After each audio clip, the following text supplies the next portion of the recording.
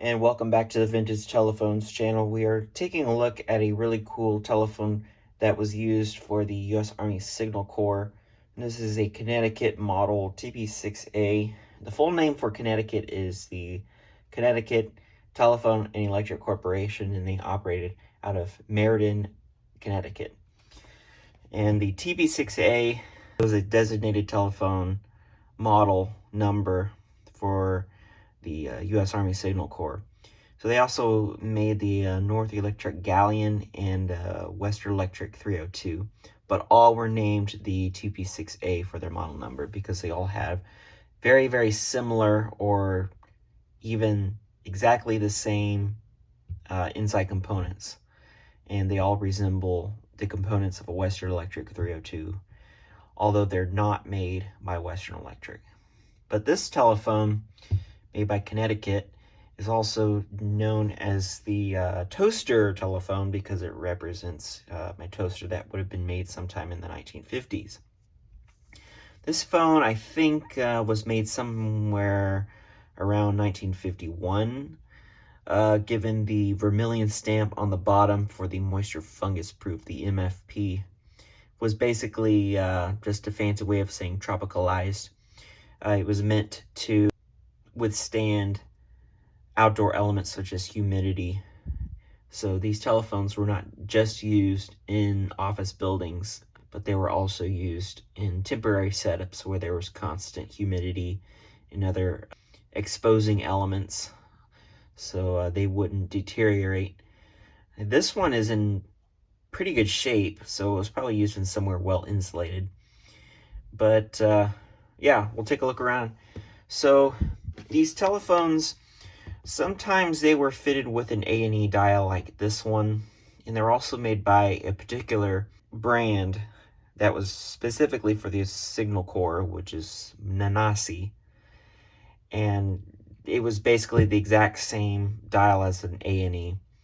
And they also had the Western Electric dials as well, and they also had the Federal Telephone and Radio Corporation dials as well.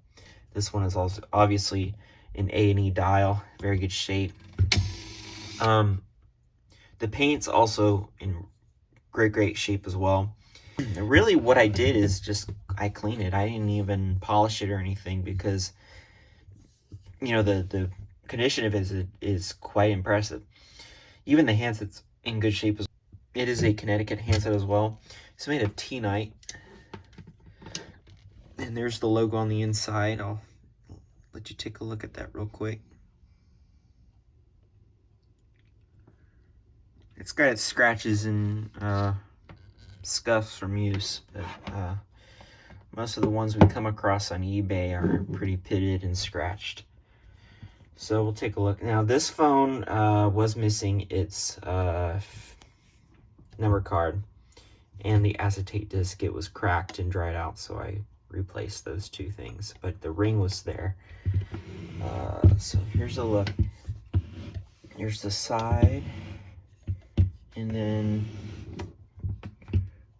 here's the marking on the back for this. Give you a second.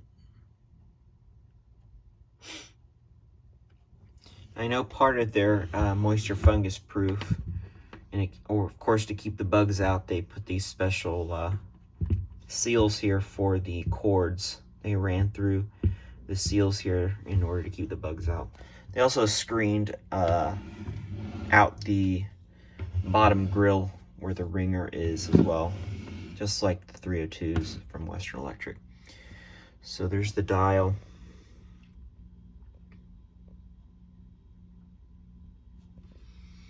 And there's the cradle. It's a very modern design. So I'm going to describe this as very attractive, but they didn't say it was pretty. Very distinctive look, though. The cords are also in good shape. They're very thick.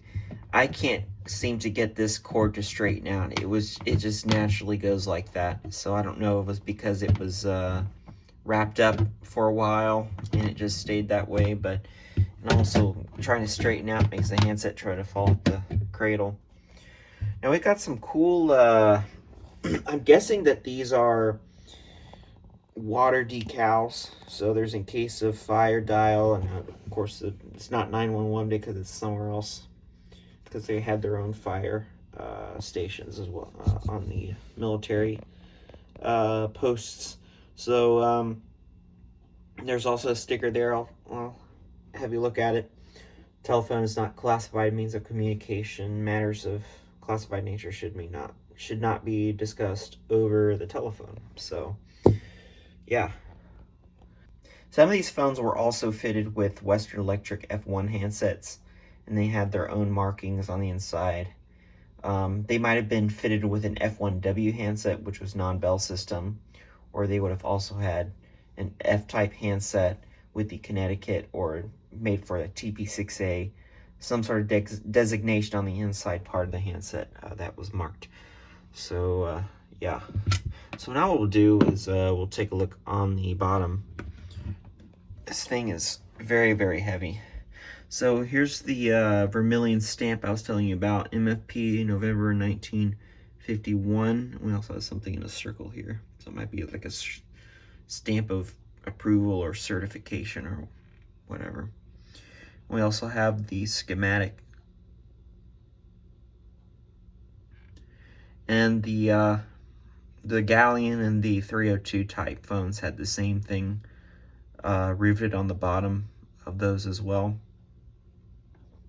And there's the screened off grill where the ringer is. And the feet they're rubber, I believe. They're not leather.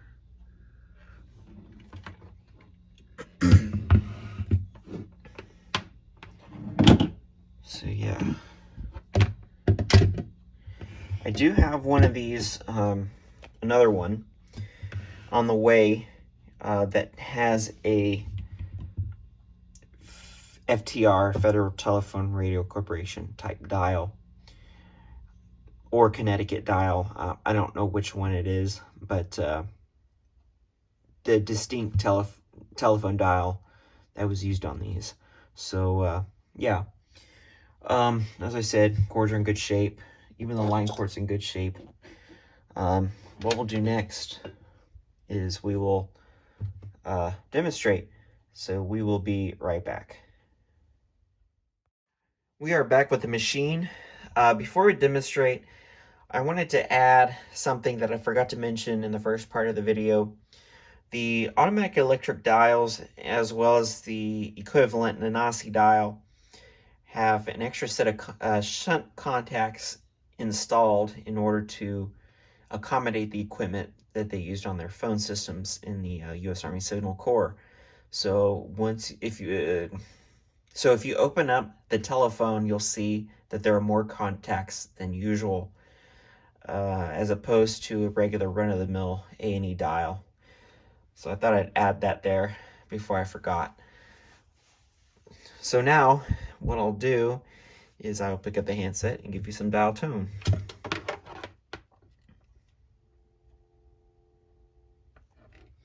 And as you can see, I speak into the handset, the light changes. That means it is picking up in the handset. Perfect. So I'll give you a couple pulses here on the switch. Got 2. And I'll dial some numbers.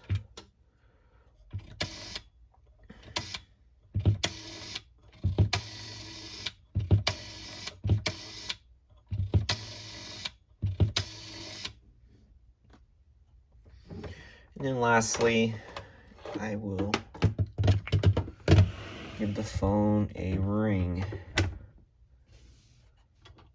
Here we go.